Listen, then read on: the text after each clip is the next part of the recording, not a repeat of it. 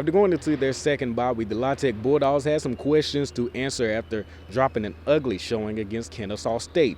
The most notable issue being that the offense pretty much still hasn't found their groove yet. Over the last 3 games, the offense has scored just 2 second-half touchdowns, and head coach Sonny Cumbie explained the importance of not allowing wins to disguise mistakes. You wouldn't accept in a win what you wouldn't accept in a loss. And so from a coaching staff standpoint and a player standpoint, we talk a lot about, regardless of who we play, you're not going to change how you prepare.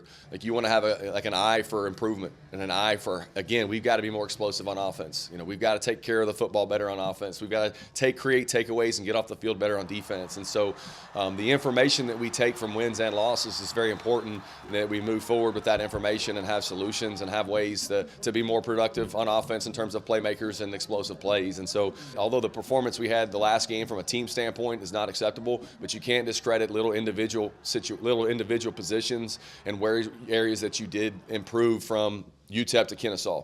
Having a bye week like that after that game, it just leaves a bad taste in your mouth for a longer period of time. So we're ready to go back out there as a team and prove what we really could do. With Western Kentucky coming to Ruston on Tuesday, the Bulldogs are solely focused on not letting one game linger longer than it should, especially against a quarterback like Maverick McIver, leading the conference in passing yards and passing touchdowns. Maverick is a good quarterback. He likes to get the ball out of his hand quick. Great quarterback. Great weapons around him. I just see that he's a experienced quarterback, and we know that, and he knows a lot of football. So just taking that into consideration, but he's a good quarterback. He does a phenomenal job of getting the ball out of his hand quick, and he's really accurate.